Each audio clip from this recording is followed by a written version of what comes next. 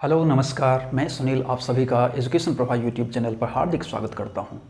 आज फिर से मैं रिसर्च अर्थात अनुसंधान की क्लास में उपस्थित हूं और आज एक ऐसे उपकरणों के बारे में जो शोध में बहुत ज़्यादा प्रयुक्त होते हैं और उसमें हम डिफरेंसेस आज हम देखेंगे, अंतर को हम लोग आज स्पष्ट करेंगे, जो कि प्रश्नावली और अनुसूची अर्थात क्वेश्चनायर एंड शेड्यूल के जो अंतर होते हैं उसके बारे में आज हम लोग पूर्ण रूप से जानकारी इकट्ठा करेंगे।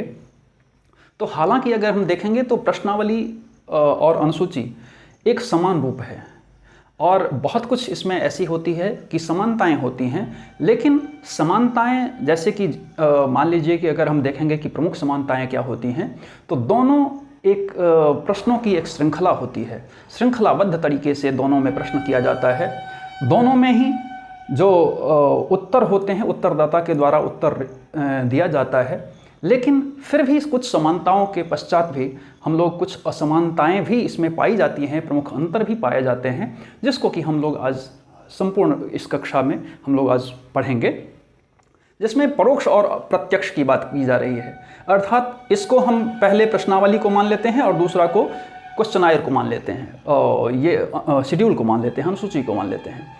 परोक्ष और प्रत्यक्ष क्या है?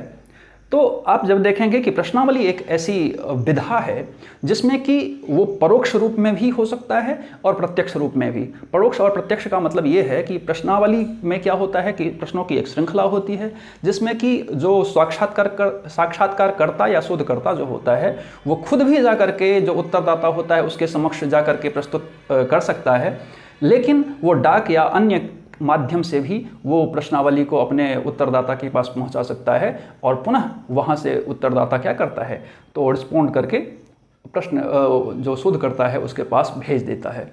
तो लेकिन जब हम इसमें देखेंगे, अनुसूची में देखेंगे, तो ऐसा बिल्कुल भी नहीं है।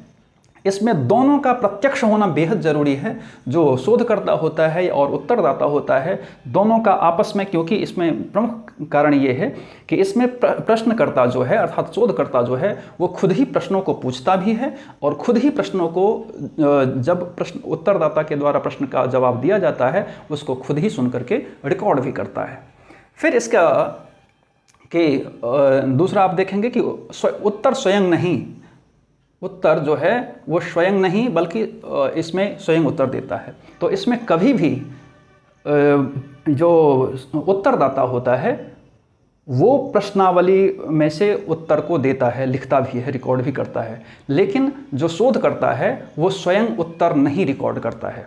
अर्थात उनको उत्तरदाता को दे दिया और उनका जिम्मा है कि वो सारे तथ्य को देख करके अपना उत्तर खुद रिकॉर्ड करे। अर्थात इसमें शोधकर्ता प्रश्नों का उत्तर स्वयं नहीं देता है, रिकॉर्ड नहीं करता है। लेकिन अब जब देखेंगे कि अनुसूची में ऐसा होता है कि प्रश्नावली में तो स्वयं नहीं करता है, लेकिन इसमें अर्थात अनुसूची में खुद ही रिकॉर्ड भी करता है, प्रश्नों को पूछता भी है और रिकॉर्ड भी करता है। जो भी उत्तर उसका देता है उत्तरदाता उसका रिकॉर्ड भी स्वयं करता है।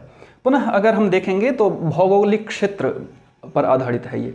तो जब देखेंगे कि प्रश्नावली के रूप में, तो प्रश्नावली का जो भौगोलिक क्षेत्र होता है वो काफ़ी विस्तृत भी हो सकता है, लेकिन इसमें अनुसूची में बिल्कुल भी विस्तृत नहीं हुआ करता है। वो इसलिए क्योंकि हम प्रश्नावली को जा करके भी या अन्य माध्यम से भी हम उसको भेज सकते हैं और वहाँ से उत्तर प्राप्त कर सकते हैं। लेकिन जब हम अनुसूची की बात करते हैं तो जैसे मैंने बताया कि इसमें दोनों उत्तरदाता और प्रश्नकर्ता दोनों का एकदम आमने सामने होना बेहद ज़रूरी है। इसके कारण से इसका क्षेत्र जो होता है अत्यंत व्यापक या विस्तृत नहीं होता है।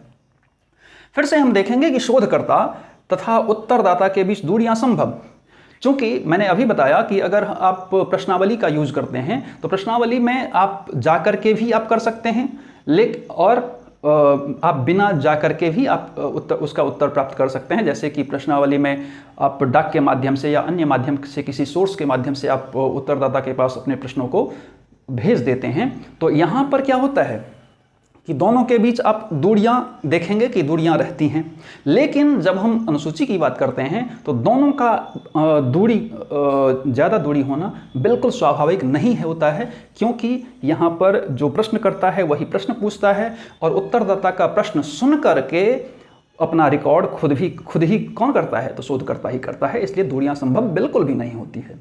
फिर विश्वसनीयता, अगर हम विश्वसनीयता की दृष्टि से देखेंगे तो प्रश्नावली की विश्वसनीयता ज़्यादा नहीं होती है अपेक्षाकृत अनुसूची की। वो इसलिए ज़्यादा विश्वसनीय इसलिए नहीं होता है कि जब भी हम मान लीजिए कि जब प्रश्नों की एक श्रृंखला को दे देते हैं किसी उत्तरदाता के पास, तो वो उसको मन किया तो वो उत्तर दिया, नहीं मन किया तो नहीं दिया। कई बार तो ऐसा होता है कि हम जब प्रश्नावली को भेजते हैं किसी डाक के माध्यम से, तो वहाँ से प्रश्न को वो लौटाता भी नहीं है उत्तरदाता। या फिर कई बार ऐसा भी होता है कि आधी अधूरी जानकारी दी और आधा उसको फिर से वही काम, मतलब आधी अधूरी जानकारी दे करके आपको पुनः वापस कर देता है। लेकिन इसमें हम देखेंगे अनुसूची में तो ऐसा बिल्कुल भी नहीं है, क्योंकि प्रश्नकर्ता जो होता है वो साक्षात वहाँ पर उपस्थित होता है। तो सारे प्रश्नों की जो श्रृंखलाएं होती हैं वो आराम से उसको पूछता है और उसका उत्तर रिकॉर्ड करके खुद ही रिकॉर्ड करता है। इसके कारण इसकी विश्वसनीयता बहुत ही ज़्यादा होती है। फिर अब हम देखेंगे कि शैक्षिक योग्यता। तो शैक्षिक योग्यता प्रश्नावली की दृष्टिकोण से हम देखेंगे क्वेश्चनायर के माध्यम से, तो इसमें शैक्षिक योग्यता जो उत्तरदाता है उसका शैक्षिक योग्यता का होना बेहद आवश्यक है। अर्थात आम भाषा में कह सकते हैं कि पढ़ा लिखा होना बेहद जरूरी होता है। क्यों? क्योंकि प्रश्नावली में जब अगर स्वयं भी प्रश्नकर्ता भी अगर स्वयं रहेगा तब भी वो खुद से प्रश्नों का उत्तर नहीं देता है, बल्कि जो उत्तरदाता है वो खुद ही प्रश्नों को पढ़ करके उसको उत्तर को समझ करके फिर उसको जो समझ में आता है वो अपने अनुभव के आधार पर प्रश्नों का उत्तर देता है। लेकिन जब हम देखेंगे तो अनुसूची में तो इसमें शैक्षिक योग्यता की आवश्यकता बिल्कुल भी नहीं है। शैक्षिक योग्यता हो भी सकती है, ऐसा नहीं है कि बिल्कुल ही नहीं, हो भी सकती है। लेकिन अगर नहीं है शैक्षिक योग्यता तो हम आराम से, अर्थात हम ऐसे भी लोगों पर इसका प्रयोग कर सकते हैं जो कि पढ़े लिखे नहीं होते हैं। तो वहाँ अगर हम देखेंगे तो इसमें शैक्षिक योग्यता की ज़रूरत नहीं होती है। फिर इसमें हम देखेंगे कि अनुक्रियाहीनता। अनुक्रियाहीनता से तात्पर्य ये है कि अब ऐसा कुछ नहीं है। अनुक्रियाहीनता से मतलब ये है कि इसमें कई बार ऐसा होता है कि हमने प्रश्नावली को भेजा या मैंने साक्षात जा करके प्रश्नावली को दिया और वहाँ पर उत्तरदाता से हम अपेक्षा करते हैं कि अच्छी प्रश्नावली को सही ढंग से उसको उत्तर को भरे। लेकिन ऐसा कई बार होता है कि वो गलत तथ्य को भर देता है या फिर बढ़ा चढ़ा करके उत्तर को भर देता है, या फिर कॉमन से उत्तर को भर देता है, या फिर नहीं ही भरता है, या फिर गलत तथ्यों को भर देता है। इस प्रकार की बहुत सारी अनुक्रियाहीनता उसमें देखी जाती है। लेकिन जब हम शेड्यूल्ड की बात करेंगे, जब हम अनुसूची की बात करेंगे, तो इसमें अनुक्रियाहीनता बिल्कुल भी नहीं होगा, क्योंकि वहाँ पर शोधकर्ता होता है, प्रश्नकर्ता होता है और वो साक्षात प्रश्नों को पूछता है और वहाँ से साक्षात उत्तर को सुन करके वहाँ पर रिकॉर्ड करता है। तो वहाँ पर अगर अनुक्रियाहीनता रहेगी तो वो उत्तर ही नहीं देगा, इसलिए वहाँ पर अनुक्रियाहीनता बिल्कुल भी नहीं होता है। अब हम अन्य कारणों को देखते हैं, अन्य अंतरों को देखते हैं कि प्रश्नावली को अन्य जगह भेजना बिल्कुल संभव होता है। जैसे मैंने अभी भी बताया था कि आप कहीं भी पूरे ऑल ओवर वर्ल्ड में भी अगर आप चाहते हैं तो इसका क्षेत्र बहुत ज़्यादा व्यापक और विस्तृत होता है। तो आप कहीं भी जा कर के प्रश्नावली को आप भेज सकते हैं, किसी भी माध्यम से, अन्य माध्यम से। आप चाहे जो शोधकर्ता या प्रश्नकर्ता है वो वहाँ पर जाए या ना जाए, इससे कोई मतलब नहीं। तो इसी के कारण से आप बहुत सारे अन्य जगह आप भेज सकते हैं।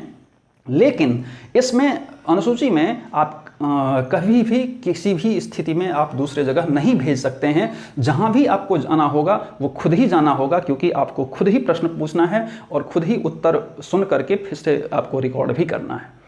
फिर इसके अलावा आधी अधूरी जानकारी के कारण यथार्थ नहीं होता है। अभी मैंने बताया कि जब भी प्रश्नावली की बात होती है तो इसमें कई बार ऐसा होता है कि आधी अधूरी जानकारी दे दिया और फिर प्रश्नावली को लौटा दिया। कई बार ऐसा होता है कि प्रश्नावली में एकदम से ब्लैंक ही छोड़ देता है, केवल अपना नाम वगैरह लिख देता है और फिर ब्लैंक ही सब कुछ छोड़ देता है। कई बार ऐसा होता है, कई बार ऐसा देखा जाता है कि प्रश्नावली को भरते समय आपने अगर वहाँ पर आप अगर हैं भी तो वो क्या करेगा, कुछ भी जो मन में किया अपना टिक ऐसे ही बिना देखे, प्रश्न को बिना पढ़े ही ऐसे उत्तर को टिक लगा दिया और आपको लौटा दिया। कई बार ऐसा होता है कि आप जब भेजे हैं वहाँ से उत्तर आप प्राप्त ही नहीं करते हैं। तो बहुत सारी चीज़ें इसमें इसके कारण से ये यथार्थ नहीं होता है।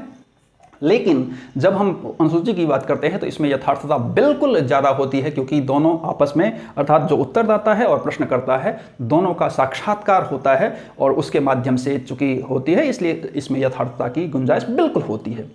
इसके बाद हम देखेंगे तो समस्या इसकी विस्तृत होती है, संकुचित होती है। तो जैसे मैंने अभी बताया कि इसमें जो व्यापक, आप कोई भी समस्या को आप व्यापक ढंग से ले सकते हैं, वैश्विक स्तर पर भी आप समस्या ले सकते हैं आप, या फिर बहुत सारे अलग अलग प्रकार के जो व्यापक विस्तृत या सर्वे वगैरह होता है, उस माध्यम से भी आप व्यापक इसकी समस्या को ले सकते हैं, क्योंकि आप अन्य माध्यम से भी उसको भेज सकते हैं। लेकिन जब अनुसूची या शेड्यूल की बात करते हैं तो इसमें आप विस्तृत समस्या को बिल्कुल भी नहीं ले सकते हैं, क्योंकि एकमात्र शोधकर्ता होता है, वही एक प्रश्नकर्ता होता है और उन्हीं को हर जगह जाना पड़ेगा। तो जितनी जगह वो जा सकता है उतनी ही जगह, अर्थात इसका क्षेत्र डेफिनेटली उसके माध्यम से संकुचित हो जाता है। अब देखेंगे कि इसमें जब प्रश्नावली की हम बात करते हैं तो इसमें थोड़ा बहुत आप अगर मतलब कठिन भी स्तर के थोड़े बहुत, हालांकि दोनों में ही सरलता प्रश्न होने चाहिए, सरल प्रश्न होने चाहिए, लेकिन फिर भी अपेक्षाकृत चूंकि इसमें जो प्रश्नावली होती है वो उसमें शैक्षिक योग्यता का होना अत्यावश्यक होता है, पढ़ा लिखा होना अत्यावश्यक होता है, इसीलिए थोड़े बहुत कठिन शब्दों या कठिन प्रश्नों को भी जो उत्तरदाता होता है वो समझ जाता है और अपने समझ के आधार पर उसका उत्तर देता है। लेकिन अगर हम अनुसूची की भी बात करेंगे तो इसमें मैक्सिमम टाइम में ऐसा देखा जाता है कि पढ़ा लिखा नहीं होता है जो उत्तरदाता होता है। तो जब नहीं होता है तो उसमें सरल प्रश्नों का समागम बेहद आवश्यक है, ताकि वो सरल माध्यम से वो प्रश्नों का उत्तर दे सके और हम उसको रिकॉर्ड कर सकें। फिर इसके अलावा हम देखते हैं कि व्याख्यात्मक प्रश्न। तो कई, जैसे कि मैंने आपको बताया था क्वेश्चनायर में, प्रश्नावली में, कि इसमें हर प्रकार के, हर टाइप के क्वेश्चन हो सकते हैं, चाहे आपका वस्तुनिष्ठ प्रश्न हो, चाहे आपका बहुवैकल्पिक प्रश्न हो, चाहे आपका फिल इन द ब्लैंक प्रश्न हो, चाहे आपका हाँ या ना में प्रश्न हो, चाहे आपका बहुत जैसे कि सहमत, पूर्ण सहमत, तटस्थ, असहमत, पूर्ण असहमत, इस प्रकार का भी हो सकता है। फिर आपका ऐसा भी हो सकता है कि बहुत सारा लॉन्ग टाइप के आपके क्वेश्चन भी हो सकते हैं, जो कि एकदम से व्याख्यात्मक उसका प्रश्न का उत्तर हो। लेकिन अगर हम अनुसूची की बात करते हैं तो इसमें बिल्कुल भी ऐसा संभव नहीं है, क्योंकि व्याख्यात्मक प्रश्न अगर आप रखेंगे तो चूंकि अगर वो पढ़ा लिखा नहीं है जो उत्तरदाता होता है, तो वो व्याख्यात्मक संबंधी प्रश्न कहाँ से उत्तर वो दे पाएगा। इसीलिए सरल प्रश्नों को ही, अर्थात छोटे छोटे प्रश्नों को ही हम इसमें समाहित करते हैं। आपको अगर जानकारी अच्छी लगती हो तो इस एजुकेशन प्रभा यूट्यूब चैनल को सब्सक्राइब कीजिए, लाइक कीजिए, शेयर कीजिए, कमेंट जरूर कीजिए कि आपको पढ़ाई कैसी लगी। धन्यवाद।